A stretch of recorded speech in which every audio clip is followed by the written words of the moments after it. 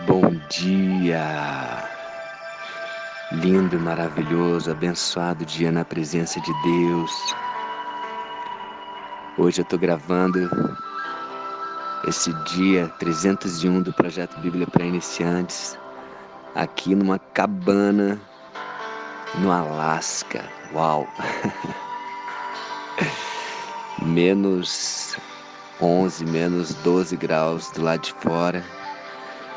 E aqui dentro, nessa cabaninha, a gente sentindo a presença de Deus através dessa música da pastora Ludmila Ferber. Ouço Deus me chamar.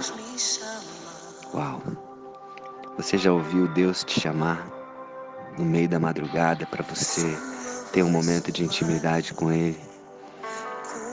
Uma voz suave, como um sussurro no seu ouvido, falando: vem, filho, quero conversar com você. Uau, o dia que você ouvir essa voz, atenda esse chamado. Às vezes são tantas preocupações, tanto trabalho, tanto cansaço, tanta fadiga. Dedique um pouco do seu melhor a Deus. De madrugada, você e Deus, ouvindo Deus te chamando e você ali conversando com Ele, sentindo a presença dEle. Vai ao encontro dEle e deixa Ele falar com você. Escuta essa música e prepara seu coração.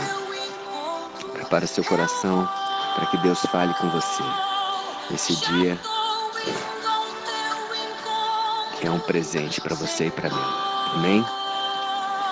Então vamos começar aqui, dia 301, como eu falei, Projeto Bíblia para Iniciantes.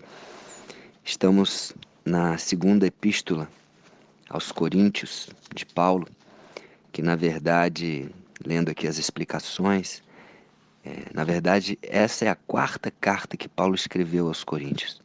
Só que a primeira e a terceira carta foram perdidas.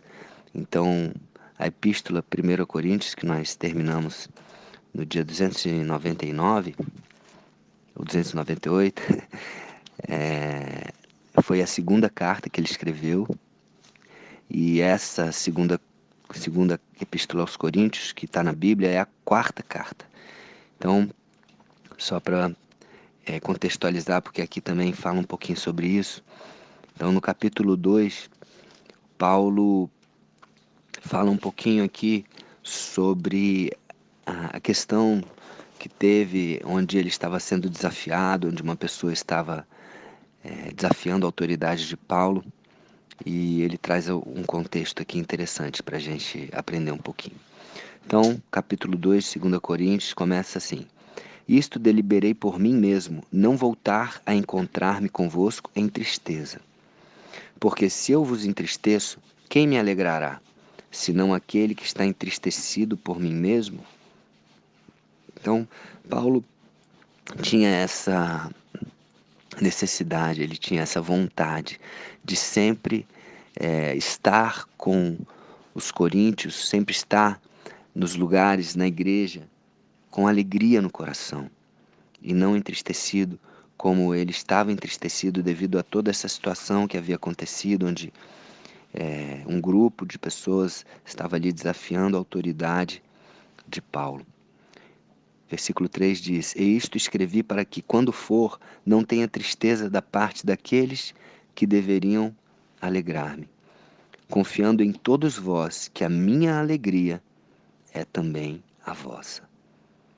Porque no meio de muitos sofrimentos e angústias de coração vos escrevi, com muitas lágrimas, não para que ficasseis entristecidos, mas para que conhecesseis o amor que vos consagro em grande medida. Imagina você amar tanto as pessoas, a igreja, fazer tanto, se dedicar tanto, e mesmo assim a sua autoridade ser desafiada, e mesmo assim você passar por pessoas que estão duvidando, né, do seu propósito, do coração. Então imagina que Paulo deve ter sofrido, ele com muitas lágrimas, né, com sofrimento, com angústia. Quantas vezes nós somos mal interpretados, né? Então, às vezes, por amor, por exortando, fazendo o nosso melhor, e algumas pessoas ainda entendendo de forma contrária. E o amor exorta, né? Na Bíblia nós ouvimos isso várias vezes, que o amor exorta. Então Paulo, com o temperamento dele dominante, né? O temperamento dele de fazer, de amar tanto as pessoas, e exortava, e muitas vezes ele era mal interpretado. E nesse caso aqui até com a autoridade dele sendo desafiada e questionada.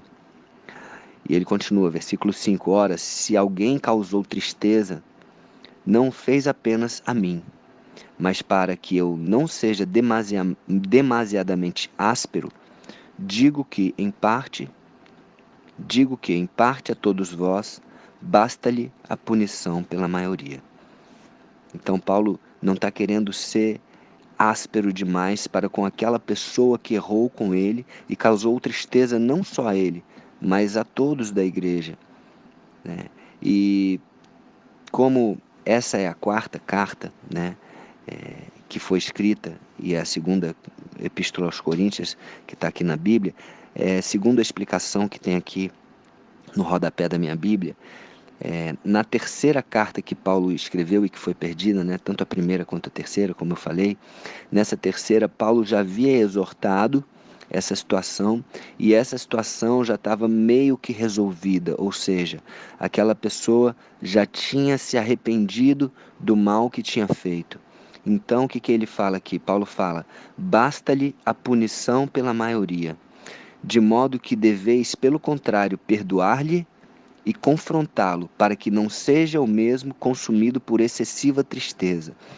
Então, como na carta anterior que ele mandou e que foi perdida e não está aqui na Bíblia, aquela pessoa já tinha se arrependido, Paulo tá pedindo para que a igreja perdoe ele, confrontando, lógico, mas perdoando, principalmente o quê? Perdoando para que não seja o mesmo, não seja essa pessoa ou esse grupo consumido por excessiva tristeza. Tá certo? Pelo que vos rogo que confirmeis para com ele o vosso amor.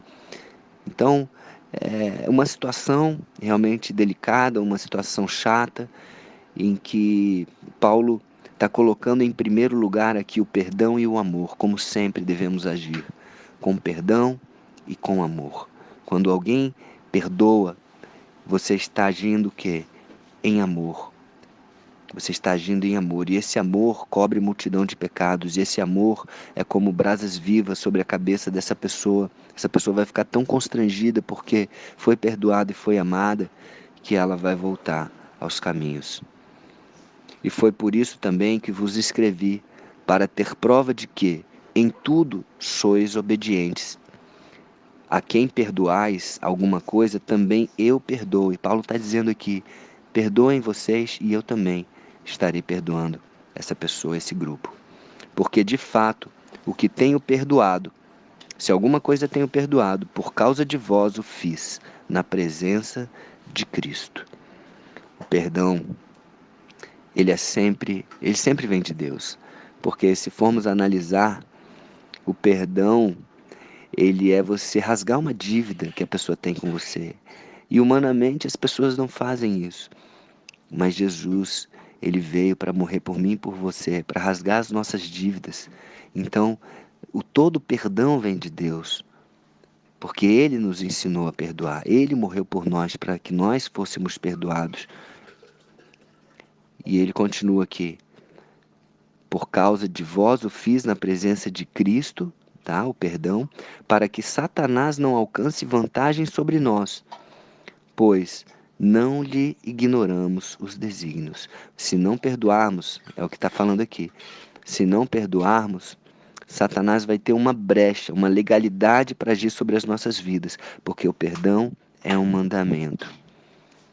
Então, sempre devemos perdoar, sempre devemos amar. Se não fizermos dessa forma, Satanás vai ter vantagem sobre nós, vai ter uma legalidade, vai ter uma brecha, para que ele possa agir nas nossas vidas.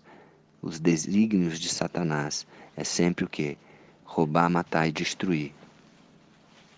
Então, que nós estejamos atentos, que estejamos amando em perdão, em exortação, né? Quando Paulo fala aqui também um pouquinho mais atrás, é para que eu não seja demasiadamente áspero, ele falou essa frase. Então que eu e você também tenhamos esse discernimento, esse cuidado de não sermos demasiadamente ásperos com as pessoas que nos cercam, para que nós possamos demonstrar o amor de Deus, que a nossa comunicação seja em amor, em perdão, paciência, ok? Lógico, exortação, sim. Se você vê alguma coisa errada, chame, confronte, sempre com amor, sempre com um olhar de Cristo, um olhar de Deus, que nos amou incondicionalmente. E sempre olhando para a atitude, não para a pessoa. Então as pessoas podem agir errado, mas isso não faz delas uma pessoa má. Ela pode se arrepender e, e voltar a fazer a coisa certa. Então todos nós devemos ter uma chance, que é a graça. Graça é favor imerecido, graça é uma chance. Amém? Então Paulo nos ensina bastante aqui nesse capítulo 2 de 2 Coríntios e que nós possamos agir dessa forma. Amém? Um beijo no coração. Como eu falei, estou aqui no Alasca e espero que você tenha continuidade nesse projeto. Espero que você possa compartilhar, crescer e contribuir cada vez mais, fazendo a vontade de Deus. Um beijo no coração, um dia maravilhoso e abençoado para você.